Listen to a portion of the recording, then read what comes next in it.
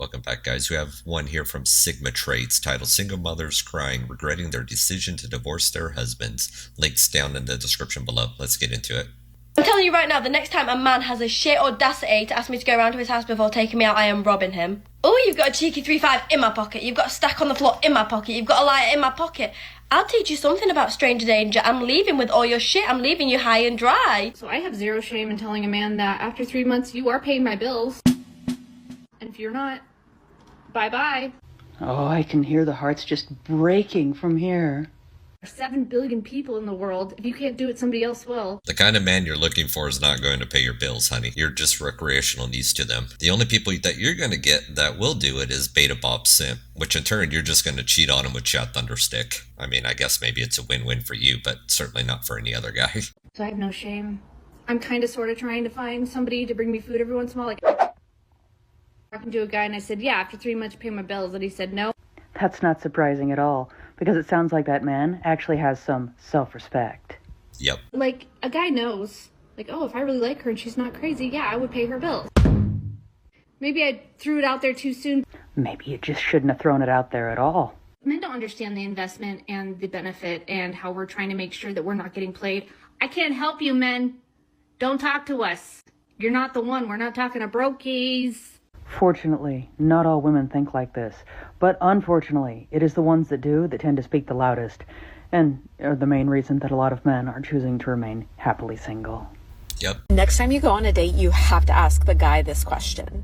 So I have a theory that if a man has a really strong reaction to this question, it's a sign that he doesn't like things that he can't control, which can be a red flag because if he's a control freak and likes to control every single thing and doesn't like things that are unpredictable or can be a little bit of like, Oh god, I hope she doesn't do an animal like cat question.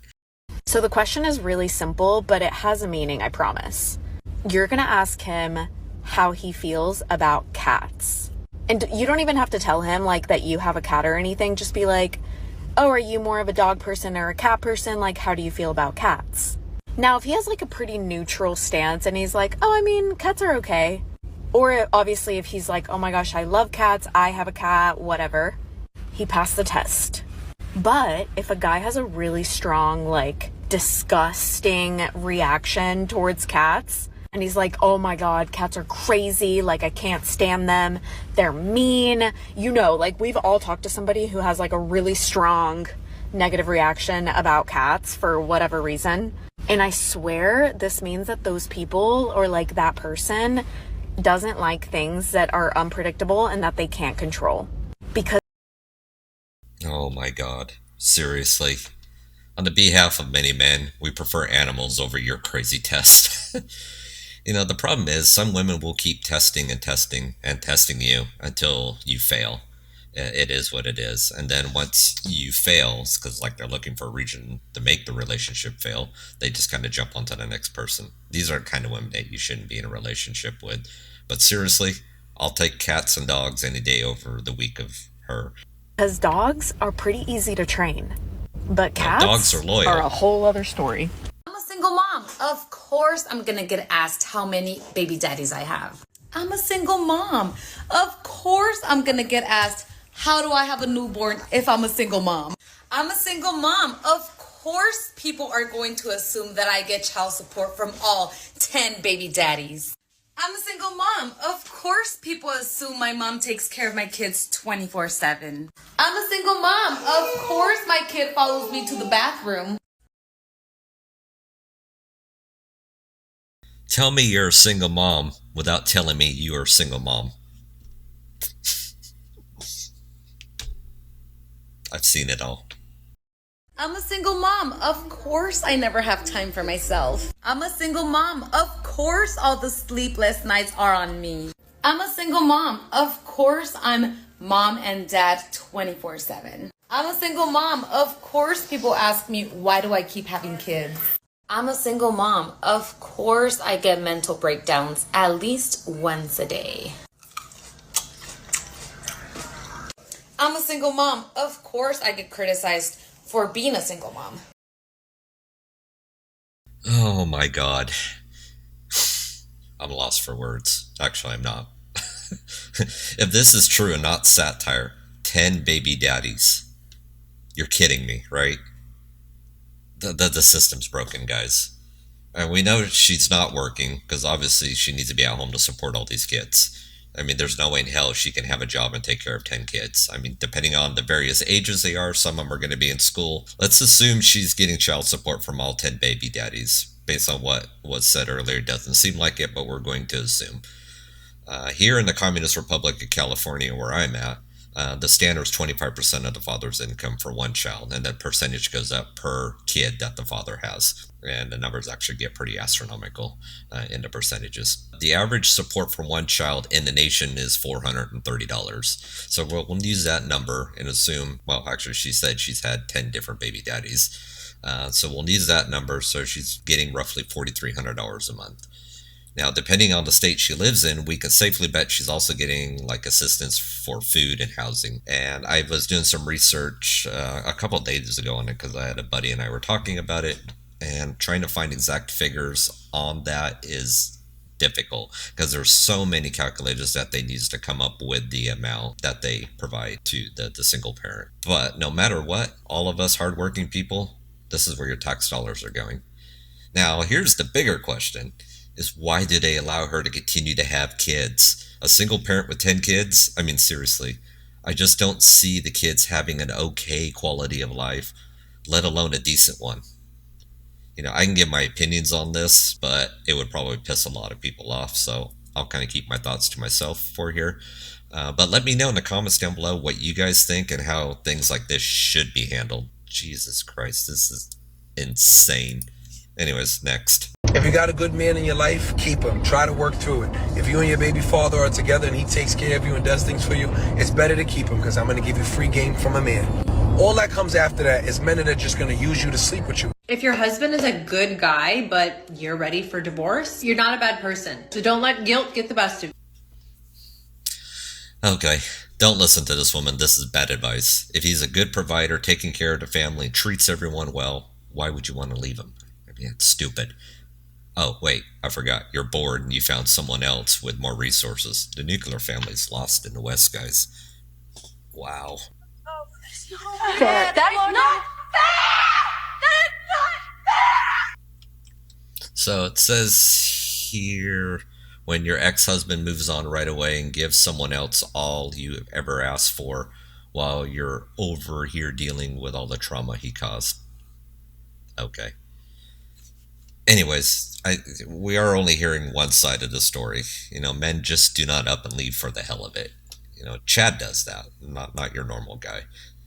And it takes a lot for a regular guy just to up and bounce. I can go on many tangents here. The video will end up being hours long.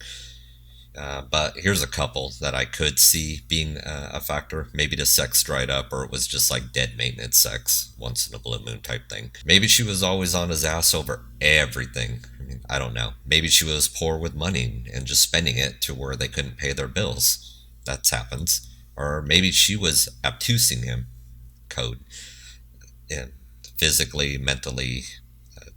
There's many forms of it. Maybe she cheated. That's very simple. I mean, there has to be more than the story here than what we're seeing. If he moved on right away, I'll play the other side here. He may have already had someone else on the side. I mean, I don't advocate cheating. It's not okay for a man or woman to be cheating on their partner, physically or emotionally. I mean, if you're in a relationship, the opposite sex should be off. I mean, I do it. Anyways, but if you think you need to be with someone else, end it first in your current relationship and make sure it's good and done before you move on. All right, y'all. So here's the deal. I'm about to share the uncomfortable truth about dating a single mom. Now, I've seen it all over the internet, and I decided as a single mother, let me just be honest. Let's get into it, family. I'm telling on myself, but it's all good. Number one, you will have less availability. Can't be too flexible with the scheduling. It is what it is. Number two, there will be more expectation. When a child is involved, you are dating intentionally, you're going to be looking for more. Because it's not just about you. It's about your babies too. Number 3, this goes along with the last one, more picky or pickier. Not sure which one is grammatically correct. Number 4, more intentional. There will be less games being played. Can't speak in extreme, but I would assume most women that have children are going to be way more intentional. Number 5, the potential of more responsibility. If it goes well, you'll be a stepdad. So it does come with more. Number 6, the potential of more baggage. Number 7, may be way more mature to the increase of responsibility of caring for a child. Oh, good, she's done with the numbers. I paused it just right. Oh, look, for the price of a marriage and at least half your stuff, you get a child who's not yours, and you'll probably treat you poorly. A child, you'll have no say-so in its upbringing. A mom who's only looking for your resources, but will keep an eye out for something better. Baggage, trauma, headaches. No, thank you.